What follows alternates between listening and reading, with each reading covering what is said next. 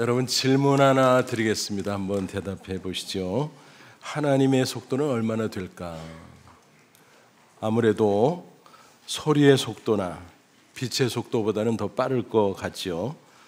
소리의 속도, 음속은 초속 343m, 빛의 속도, 광속은 30만 킬로미터. 엄청나죠? 그러면 하나님의 속도는 얼마나 될까? 하나님의 속도는 무한대죠. 하나님의 시간은 인간의 시간 개념으로 가늠할 수가 없습니다. 성경에서는 이렇게 증거합니다. 시편 90편 모세의 신대 4절 보니까 이렇게 노래하죠. 주의 목전에는 천년이 지나간 어제 같으며 밤의 한순간 같을 뿐입니다. 하나님 안에서는 천년이 한순간과 같다 그랬습니다. 또 베드로서 3장 8절에 이런 말씀이 나와요. 사랑하는 자들아, 주께는 하루가 천년 같고 천년이 하루 같다는 이 한 가지를 잊지 말라. 초대교회 당시 예수님의 재림이 금방 이루어질 줄 알았는데 자꾸 지연이 되는 거예요. 그러다 보니까 이단자들이 거짓 주장을 했습니다. 재림은 없어. 그런데 안타깝게 그 말이 현혹되어 의심하는 사람들이 늘어나기 시작했습니다. 그래서 베드로가 증거한 말씀이죠. 하나님의 시간은 우리의 시간 개념과 차원이 다르다. 그러므로 빠르다, 늦다, 하나님의 역사하심에 대해서 판단하는 것은 합당치 않다라는 것입니다. 그 시기가 언제든 세계 복음화가 완수되면 그때 예수님이 재림할 거다라는 것입니다.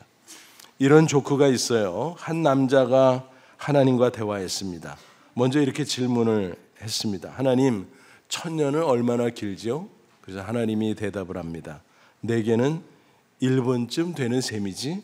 그래서 남자는 신기하면서 다른 질문을 했습니다. 그러면 100만 달러는 얼마나 되죠?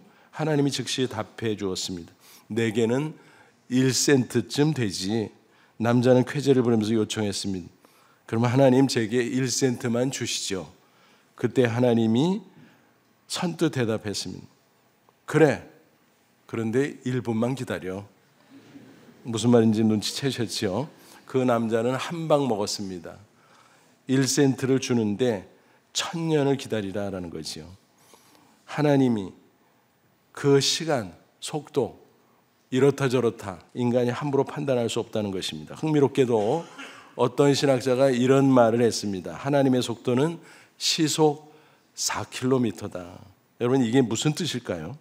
본래 하나님은 무한하신 분이잖아요. 인간의 시간 개념으로 가늠할 수 없다 그랬잖아요. 그런데 성경을 연구해 보니까 하나님이 인간의 속도에 맞춰 주신다는 사실입니다. 인간의 속도가 얼마입니까? 보통 걸음으로 하면 시속 4km지요. 하나님이 인간과 동행하니까 인간의 속도에 맞춰서 시속 4km라는 것입니다. 그러니까 하나님이 동행하시는 한 하나님의 속도는 인간의 속도와 같다라는 것입니다. 여러분 어떻게 생각하십니까? 일리가 있죠? 그렇습니다. 하나님의 시속은 4km입니다. 그럴듯한 표현입니다. 본문은 이스라엘이 출애굽한 이후 광야를 통과할 때 이야기입니다. 하나님은 그들과 동행하셨어요. 낮에는 구름 기둥, 밤에는 불 기둥으로 인도하셨습니다. 그 인도하심으로 이스라엘 백성은 40년간 광야를 통과했고 마침내 가나안 땅에 들어갈 수 있었습니다. 우리 성도들도 마찬가지예요. 하나님이 우리 인생에 동행하면서 인도해 주심으로 우리는 광야 인생을 통과한 이후에 마침내 천국에 들어갈 수 있을 것입니다. 그러므로 승리의 인생을 위해서는 하나님의 인도하심을 받아야 된다라는 것입니다. 아무쪼록 하나님의 인도하심으로 승리의 인생 살다 저 천국에 들어가는 저와 여러분 다 되시기를 주님의 이름으로 축원합니다.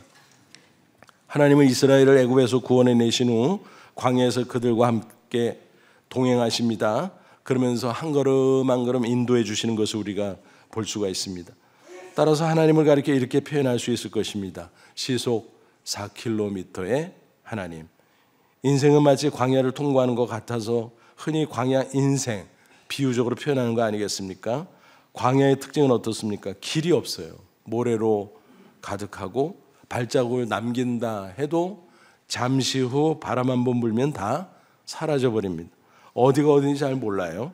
게다가 초행길이라면 더더욱 방황할 수밖에 없을 것입니다.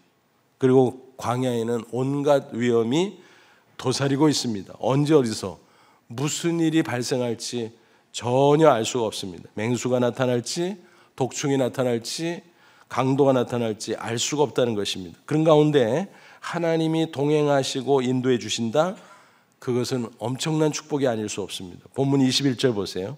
여호와께서 그들 앞에서 가시며 낮에는 구름 기둥으로 그들의 길을 인도하시고 밤에는 불 기둥으로 그들에게 비추사 낮이나 밤이나 진행하게 하시니, 밤낮으로 한순간도 끊어지지 않고 계속 그렇게 주신다라는 것입니다. 밤에는 구름 기둥 가운데 불빛이 나타나 환하게 보였다는 것입니다. 일종의 야광 생각하시면 이해가 될 것입니다. 그러니까 구름 기둥, 불 기둥은 두 개가 아니라 하나인 것입니다. 하나님은 영이시잖아요. 그러므로 인간의 육안으로 볼 수 없어요. 식별 불가능하지요. 그 당시 무지한 이스라엘 백성들이 어떻게 하나님이 우리와 함께 하셔 그 동행하시는 사실을 알 수 있겠습니까? 모르죠. 우왕좌왕할 수밖에 없을 것입니다. 그래서 하나님이 임재하시고 동행해 주신다는 가시적인 증표로서 구름 기둥, 불 기둥 보여주셨다는 것입니다. 그 현상은 그들에게 아주 특별하게 베풀어 주신 이적이었습니다. 22절 보세요. 낮에는 구름 기둥, 밤에는 불 기둥이 백성 앞에서 떠나지 아니하니라. 한순간도 놓치지 않고 계속 그렇게 해주셨다는 것입니다. 이와 같은 인도하심은 광야 생활 초기부터 이미 시작이 됐습니다. 그러다가 하나님의 지시로 모세가 백성과 함께 성막을 건축하죠. 그 완공일은 출애굽 제2년 1월 1일이었어요. 출애굽기 40장 17절에 그 기록이 있습니다. 그 후로는 구름 기둥과 불 기둥이 밤낮으로 성막 위에 함께 움직였습니다. 성막이 정지할 때는 그 주위에 백성들이 장막을 치고 머물기도 했습니다. 그 광경을 묘사한 말씀이 민수기에도 나옵니다. 9장 15, 16절. 성막을 세운 날에 구름이 성막 곧 증거의 성막을 덮었고 저녁이 되면 성막 위에 불 모양 같은 것이 나타나서 아침까지 이르렀을 때 항상 그러하여 낮에는 구름이 그것을 덮었고 밤이면 불 모양이 있었는데 그랬습니다. 이 성막은 일종의 텐트죠. 텐트. 그런데 사람이 거주하는 텐트가 아니죠. 하나님이 인간과 함께 만나는 하나님의 임재의 상징이라고 볼 수가 있습니다. 나중에 가나안 땅에 정착한 이후에는 성막 대신에 건물 성전이 세워지죠. 그러니까 성막은 성전의 전신이다. 그렇게 이해하시면 되겠습니다. 하나님이 눈에 보이지 않으니까 백성들에게 믿음을 주기 위해서 내가 너희들과 함께해. 그 믿음을 주기 위해서 가시적인 상징물을 허락하신 것입니다. 자상하신 하나님의 배려라고 볼 수 있습니다. 물론 하나님은 무한 광대하시고 편재하시는 분이에요. 어디에나 계시죠. 그런데 이스라엘 백성과 함께한다. 그것을 나타내기 위해서 성막을 사용한 겁니다. 그런 점에서 성막을 회막이라고 부르기도 합니다. 회막은 영어 성경 보니까 텐트 오브 미팅, 그러니까 하나님이 인간과 만나는 장소라는 것입니다. 그러니까 하나님은 성막을 통해서 백성들과 함께 늘 계셨습니다. 그것을 가시적으로 보여주셨습니다. 그 위에 임재하는 구름 기둥, 불 기둥 앞장서 길을 인도해 주었습니다. 그리고 낮의 더위, 밤의 추위에서 보호하고 지켜주기도 했습니다. 여러분 오늘날도 마찬가지입니다. 하나님은 우리 인생의 가이드가 되셔서 항상 함께해 주세요. 동행하세요. 한순간도 떠나지 않는다는 사실입니다. 히브리서 13장 5절 내가 결코 너희를 버리지 아니하고 너희를 떠나지 아니하리라 그랬습니다. 하나님이 광야에서 이스라엘 인도하실 때 시속 4km라 그랬죠. 하나님 자신은 무한 속도를 낼 수 있지만 우리에게 맞춰주셨다는 것입니다. 마치 발을 맞추듯 하나님과 동행하며 따라가면 그것으로 충분한 겁니다. 때로는 너무 천천히 가거나 돌아가는 것 같지만 또 때로는 너무 빨리 가는 것 같지만 따지고 보면 다 백성을 인도하기 위함이었고 빠른 것도 아니고 느린 것도 아니고 적당한 것이었습니다. 문득 이런 생각을 해봤습니다.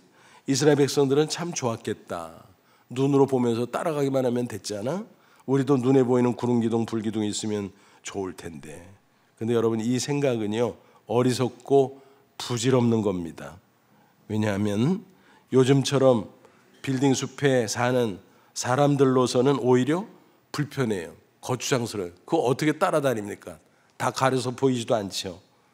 구름기둥 불기둥은 광야 시대의 내비게이션이었어요. 우리가 종종 인간이 발명한 신기한 물건들을 보면 야, 신기하다. 근데 성경 읽다 보면 그게 나와. 내비게이션도 나오잖아요. 광야 시대의 구식 내비게이션, 구름기둥과 불기둥, 맞죠? 우리는 신식 내비게이션을 사용하면서 길 안내를 받고 있습니다. 그런데 그것은 도로 안내지 인생의 안내는 아닙니다. 인생길 인도는 전혀 다른 차원.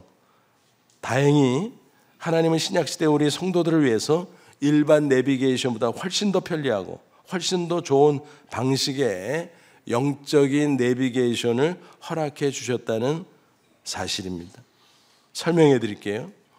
예수님은 삼위일체 가운데 하나님의 아들이잖아요. 이 세상에 인간의 육신을 입고 오셨어요. 그러니까 보이지 않는데 보이는 인간의 모습으로 오셨다라는 것입니다. 그것을 신학 용어로는 성육신, 인카네이션이라고 해요.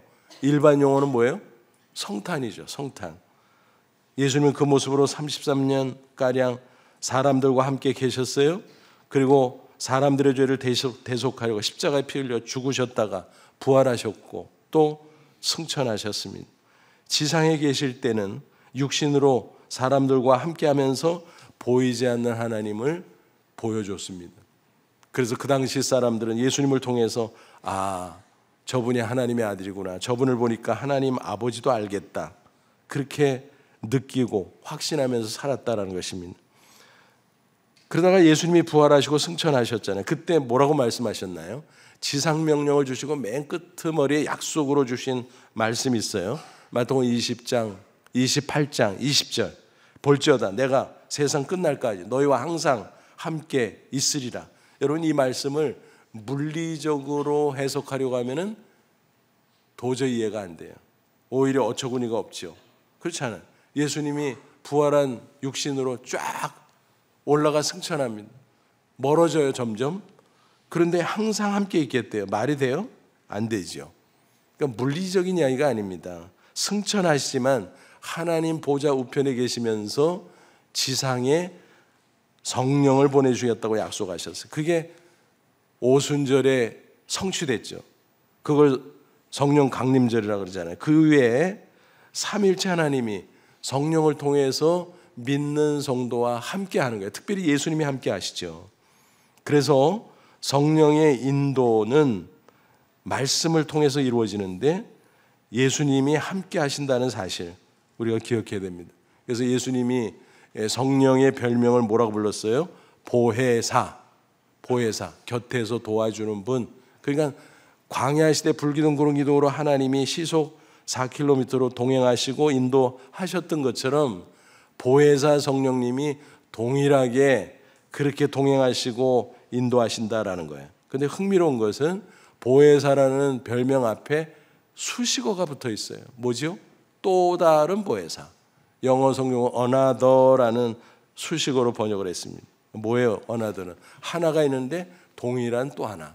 그러니까 예수님이 보혜사로 이 땅에 육신으로 계실 때 제자들과 성도들과 함께 해주셨는데 승천하시고 나서 또 다른 보혜사 성령님을 보내주셔서 동일하게 함께 해주신다라는 거예요. 그래서 성령의 인도하심도 시속 4km 우리에게 맞춰주십니다. 그런데 구체적으로는 말씀을 통해서 구름기둥, 불기둥이 없으니까 사실은 구름기둥, 불기둥도 상징일 뿐 중요한 것은 말씀이었습니다. 민수기 9장 17절, 18절에 이런 말씀이 있어요. 구름이 성막에서 떠오를 때는 이스라엘 자손이 곧 행진하였고 구름이 쫙 떠오르면 행진, 출발, 그 시그널이에요. 그리고 구름이 이렇게 멈춰요. 그러면은, 그리고 또 내려오면 이스라엘 자손이 그곳에 진을 쳤어요. 텐트를 쫙 치죠. 그래서 캠프촌을 형성하게 됩니다. 근데 이 말씀을 18절에 이렇게 해설했어요. 이스라엘 자손이 여호와의 명령을 따라 행진하였고 여호와의 명령을 따라 진을 쳤으며 구름이 성막 위에 머무르는 동안에는 그들이 진영에 머물렀고. 여호와의 명령 뭐예요? 말씀이죠. 그러니까 말씀을 따라 행진하고 말씀을 따라 멈추고 말씀을 따라 진을 쳤고 말씀을 따라 진영 캠프촌을 설치하고 머물렀다라는 것입니다. 그러니까 구름 기둥, 불 기둥, 그것은 말씀이었구나. 어떤 말씀일까요? 그림 언어예요. 그림 언어. 그림은 요즘에도 사실은 도로 표지판이 그림 언어로 우리에게 일반적으로 통용되잖아요. 그죠? 표지판을 보면 멈추래, 지나가도 된대, 그렇잖아요. 또 좌회전 아래, 우회전 아래, 유턴 아래, 그 신호등 표지판, 그게 그림 언어예요. 그림 언어.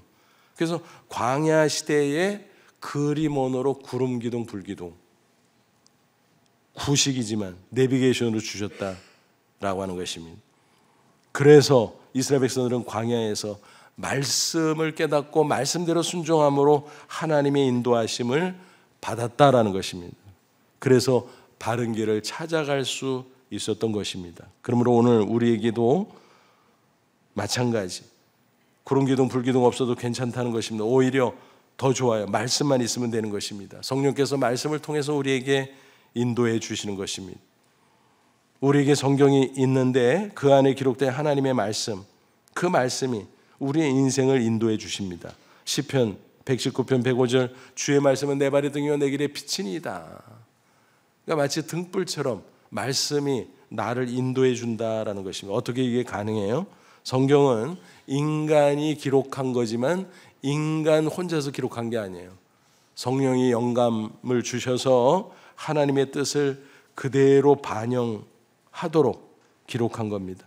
그러니까 성경을 하나님의 말씀이라고 부르는 거예요. 성경을 읽고 묵상할 때 성령께서 하나님의 말씀을 우리의 마음에 음성으로 들려줍니다. 청각적인 음성이 아니라 깨달음과 확신으로, 아, 이게 하나님의 뜻이구나, 아, 이게 하나님의 말씀이구나, 그렇게 우리는 깨닫고 순종하면 되는 것입니다. 더불어 기도해도 하나님께서 성령을 통해서 우리 마음속에 응답해 주십니다. 이거야 하고 깨우쳐 주시고 확신케 주십니다.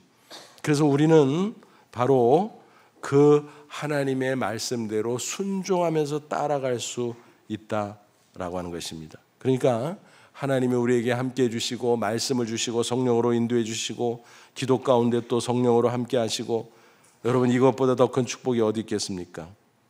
하나님 자신을 우리에게 주신 거예요. 세상에 살다 보니까 우리에게 돈이 필요하잖아요. 그래서 흔히 그렇게 말해요. 인생에 세 종류의 친구가 있다. 그 중에서 사람들이 제일 집착하는 친구가 돈이다. 돈 없으면 하루도 못 살아가잖아요. 근데 주위에 사람이 또 필요해요. 가족, 친구 등등. 그래서 맞아 사람도 좋은 친구네. 그런데 결정적으로 가장 좋은 친구가 있어요. 우리의 인생을 인도하시는 하나님 자신입니다. 한번 따져보세요. 돈은 얼마나 언제까지 유효합니까? 우리가 죽기 직전까지 함께 줄 수 있고 도움이 될 수 있습니다. 사람은 어때요? 임종시, 아주 친한 사람은 무덤까지 따라가서 추모해 줄 수도 있겠죠. 하지만 그 이상은 불가능합니다.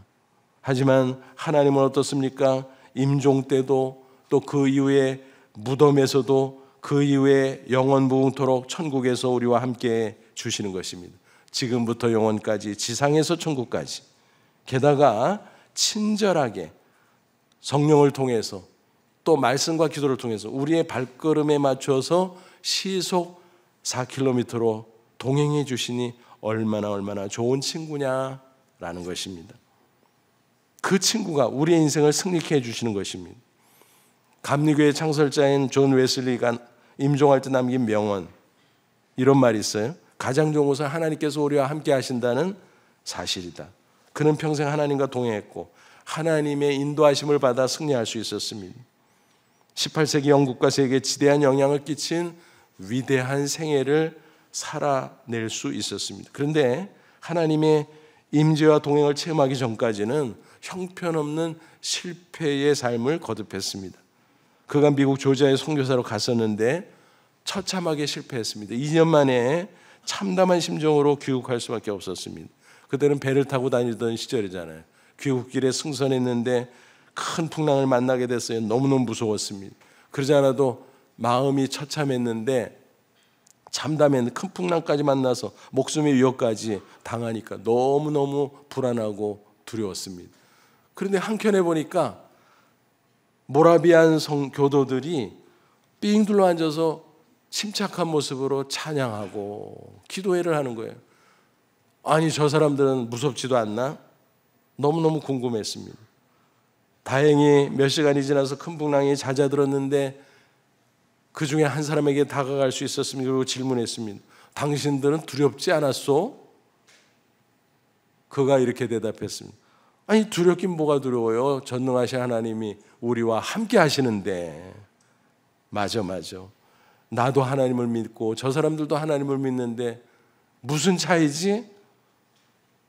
그는 너무너무 충격을 받고 고민하기 시작했습니다. 그러다가 런던에 도착했는데 올더스게이트 거리에서 모라비안 집회가 있다는 거예요. 그래서 찾아갔어요. 그 집회에 참석했다가 성령의 임재를 강력하게 체험합니다. 성령 충만해진 거죠. 성령의 인도를 받게 된 겁니다. 그래서 그는 담대하게 그때부터 세계는 나의 교구라고 외치면서 말씀 사역에 매진하게 됩니다. 기록에 의하면 그는 하루 평균 4번 내지 5번 설교를 했다고 합니다. 그리고 선교사들을 각지에 파송하고 그들과 동역하는 가운데 순회하며 복음을 전했다고 합니다. 평생 42,000번의 설교를 하고 평생 40만 킬로미터의 전도 여행을 다녔다고 합니다. 그 당시에는 말을 타고 다니던 시절이잖아요. 그런데 그랬다고? 어마어마하죠. 그의 삶 자체가 기적이었던 것입니다. 그가 이처럼 위대한 인생을 살아갈 수 있었던 것은 그 본인의 역량이 아니었습니다. 하나님의 임재, 동행, 그리고 인도하심 때문이었다는 사실입니다. 그러므로 정확하게 표현하면 존 웨슬리가 위대했던 것이 아니라 그와 함께 하시고 인도해 주신 하나님이 위대하신 것입니다. 부디 저와 여러분도 하나님과 동행하며 그 인도하심을 받음으로 꼭 승리하시기를 주님의 이름으로 축원합니다. 그러면 구체적으로 하나님의 인도를 받는 성도의 자세는 어떤 것들일까요? 무엇보다도 하나님을 신뢰해야 되겠죠. 하나님 나와 함께 하셔. 하나님이 나를 올바로 이끌어 주실 거야. 그걸 신뢰하고 따라가야 됩니다. 말씀 순종이죠. 그런데 어떤 때는 돌아가는 것 같아요. 우회. 또 어떤 때는 너무 느리게 가는 것 같아요. 야, 이게 되겠나 싶어요. 그래도 인내하고 따라가야 한다는 것입니다. 우리 생각에는 하나님의 인도하심이 어떤 때는 너무 빠르다고 느껴질 때도 있고 어떤 때는 너무 느리다고 느껴질 때도 있습니다. 하지만 하나님 편에서는 적절한 속도로 가고 있는 것입니다. 빠른 것 같아도 느린 것 같아도 알고 보면 시속 4km 우리에게 맞춰져 있다는 것입니다. 그러므로 전적으로 하나님을 신뢰하고 따라가면 우리에게 큰 축복이 됩니다. 하나님의 인도하시면 실수가 없지요. 반드시 우리를 바른 길, 승리의 길로 인도하시는 것입니다. 우리가 하나님의 인도하심 대신에 세상을 막 따라가다 보면 잘못되기 일쑤예요. 마치 이와 같아요. 얼마 전 인도에서 황당한 교통사고가 발생했어요. 자동차 운전자가 구글 지도를 보고 열심히 운전하고 달려가다가 봉변을 당했습니다. 다리가 끊어진 것을 모르고 가다가 그 아래로 떨어져 탑승자 3명이 사망했다는 이야기입니다. 그 기사를 보면서 너무너무 황당했어요. 안타깝기도 하고, 야, 이게 뭐냐 이게. 여러분, 세상을 믿고 따라가다가 이런 황당한 일을 당할 수도 있어요. 경우에 따라서는. 잠언 14장 12절 어떤 길은 사람이 보기에 바르나 필경은 사망의 길이니라 그랬어요. 자기는 야, 이렇게 가면 잘 되겠지, 옳겠지. 근데 사망이 나와, 멸망이 나와. 얼마나 황당해요. 여러분 잘 생각해 보세요. 인생이 잘못되는 원인이 뭘까요? 망하는 이유가 뭘까요? 잘 생각해 보세요. 내 마음대로 살아서 그래요. 내 생각대로, 내 소원대로 살아서 그래. 아니, 인생은 내 마음대로 살고 내 생각대로 살고 내 소원대로 사는 거 아니야? 그래서 망한다니까요. 여러분 따져보세요. 자기 생각이나 마음대로 소원대로 살면 잘 된다고 치면 세상에 잘못될 사람이 있어요, 없어요? 없잖아요. 그러니까 자기 멋대로 자기 생각대로 자기 소원대로 살아서 잘못되고 망하는 겁니다. 그걸 제대로 우리가 알아야 돼요. 여러분, 나 자신이 내 인생을 망치는 것입니다. 내가 나의 원수인 것입니다. 나를 신뢰하는 것이 죄입니다. 자기 과시는 교만이고 자기 과시는 무지의 극치인 것입니다. 그러니까 나 중심으로 살아가면 잘못될 수밖에 없는 거예요. 잘 되는 것 같은데 나중에 가면 야, 이게 아니구나 깨닫게 되는 겁니다. 신앙이 뭡니까? 나는 죽고 예수님이 내 안에 사는 거예요. 나 자신을 부인하고 주님을 따라가는 것입니다. 그럴 때 승리한다는 거예요. 잠언 3장 5절 6절. 너는 마음을 다해 여호와를 신뢰하고 내 명철을 의지하지 말라. 너는 범사의 그를 인정하라. 그러면 내 길을 지도하시리라. 잘난 척하지 말라는 거예요. 내 생각이 최고라고 착각하지 말라는 거예요. 하나님만 신뢰하고 하나님 말씀대로 순종하고 따라가라는 거예요. 그러면 잘 인도해 주시겠다는 거예요. 그게 우리의 삶 속에서 체험될 때 우리는 온전한 신앙생활을 할 수 있는 것입니다. 옛날 미국 서부 개척시대에 유명한 이야기죠. 골드러시가 있었잖아요. 서부에 금이 나온다는 거예요. 동부에 주로 사람들이 거주하고 있었는데 그 소문을 듣고 너도 나도 많은 사람들이 서쪽으로 달려가기 시작했습니다. 하여간에 먼저 도착하는 사람이 임자야. 그냥 금 거놓으면 자기 게 되는 거예요. 금광이 막 자기 게 되면 뭐 얼마나 수지 맞습니까? 벼락부자 되는 거 아니겠습니까? 그런데 신기한 일이 벌어졌어요. 하나님의 말씀대로 주의를 꼬박꼬박 지키고 간 사람들과 하나님의 말씀이고 뭐고 먼저 가는 게 장땡인데 뭘, 그리고 경쟁적으로 막 달려간 사람들과 어떤 차이가 났을까요? 인간적 계산으로는 경쟁적으로 막 달려간 사람이 빨리 도착해서 많이 차지했을 것 같은데 전혀 아니었습니다. 정반대의 결과가 나타났다는 것입니다. 하나님의 말씀대로 주의를 지키면서 갔던 사람은 쉬엄쉬엄 간 것 같은데 오히려 영육간에 강건했고 아무런 문제 없이 먼저 도착할 수 있었습니다. 반면에 말씀을 무시하고 주일도 안 지키고 빨리빨리 우리가 빨리 가야 돼, 먼저 찾아야 돼, 그랬던 사람들은 무리한 나머지 중간에 지치고 그래서 더 많이 쉴 수밖에 없었어요. 또 병들어서 낙오하고 결국 탈락하거나 나중에서야 도착하거나 그렇게 됐다라는 것입니다. 여러분, 인생 사는 게 자기 계산대로 안 되잖아요. 우리가 살아봐서 알잖아요. 근데도 계속 그렇게 살면 얼마나 어리석은 겁니까?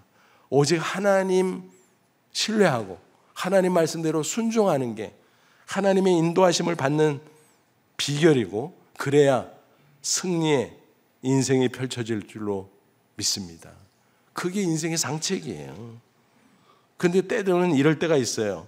우리를 헷갈리게 하는, 하나님이 우회시키는 거예요. 삥 돌아가게. 아니 왜 이렇게 돌리셔? 또 천천히 가는 거예요. 왜 이렇게 느려 터져? 그럴 때가 있어요. 그럼 우리 마음이 흔들리죠. 이렇게 해도 되는 거야? 잘못되는 거 아니야? 싶지 않아요. 아닙니다. 잘 되고 있는 거예요. 17절 보세요. 바로가 백성을 보내는 블레셋 사람들의 땅의 길은 가까울지. 이건 뭐냐 하면 지중해 해변길이에요. 그쪽으로 사람들이 많이 다녀요. 블레셋 그 도시들도 많이 있어요.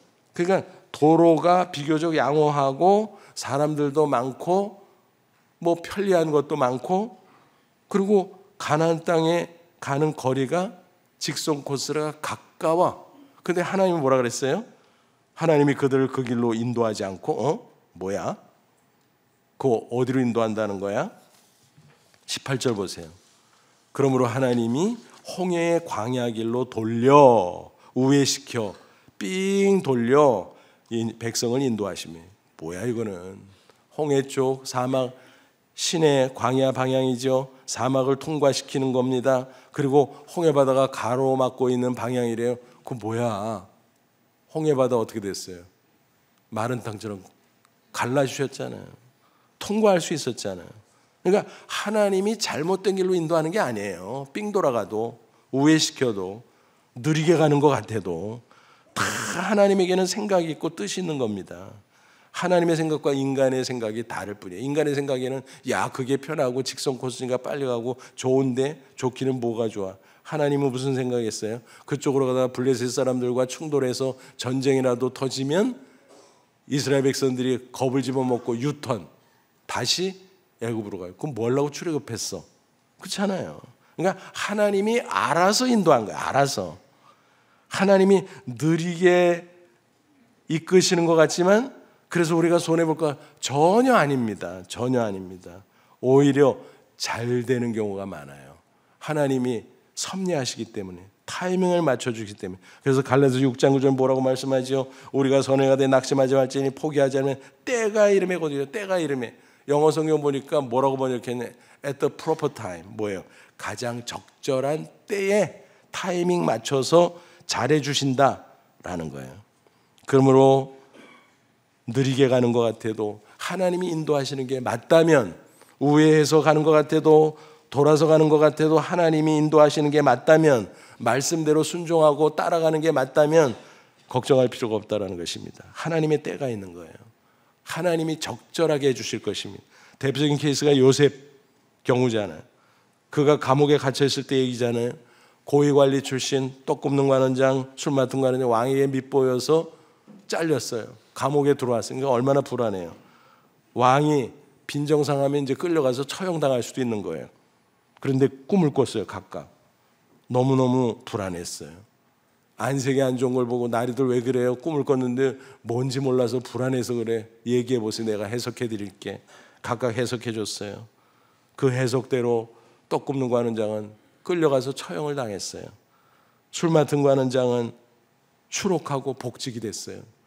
추록할 때 성경에 명시되어 있잖아요. 어떤 일이 있었을까? 요셉에게 약속했을 것 같아요. 야 요셉 고마워. 너 내가 보니까 진짜 착실하다. 너 보디발 아내 때문에 들어왔다며. 그 여자 소문이 안 좋아. 네가 당한 거지. 내가 안 봐도 비디오지 뭐. 내가 너 꺼내줄게. 아마 그랬을 거 아니에요? 그런데 나가서 새까맣게 잊어버려요. 시간은 가는데 인간적으로 얼마나 섭섭했을까요? 그런데 만 2년 후에, 창세기 41장 1절, 만 2년 후에 바로가 꿈을 꾸네? 근데 꿈의 뜻을 몰라서 전전긍이에요. 옆에 있는 신하들을 들들 볶아. 그래도 해석할 자가 없어. 그때 술 맡은 관원장이 내가 감옥에 있을 때 히브리 청년 요셉, 그 친구가 꿈은 기가 막히게 해서 빨리 데려와. 왕 앞에 서게 됐습니다. 꿈을 해석해 줬습니다. 그 일을 계기로 일약 애굽의 총리로 추대되죠. 오히려 잘 된 거죠. 여러분 2년 전에 즉시 추록했다면 어떤 일이 벌어졌을까요? 뭐 벌어질 게 뭐 있어요? 노예지. 감옥 속의 노예가 감옥 밖의 노예일 뿐이죠. 그리고 형들이 무서워서 유턴해서 가나안 땅 가겠어요? 애굽에서 노예로 빌빌거리고 살았겠지요. 그런데 2년 후에 하나님이 타이밍을 딱 맞춰줬어. 그리고 2년 후에 맞춰준 이유가 있어요. 하나님으로서는 가장 빠른 때였어요. 왜요? 애굽에서 공직에 나가는 최소 연령이 30세거든. 그때가 30세 때, 만 30세. 얼마나 기가 막혀요. 하나님의 섭리는 이렇게 신기하고 놀라운 줄로 믿습니다. 수년 전 노벨상 수상자로 꼽혔다가 아쉽게 불발된 과학자가 있어요. 서울대 현택환 석좌 교수입니다.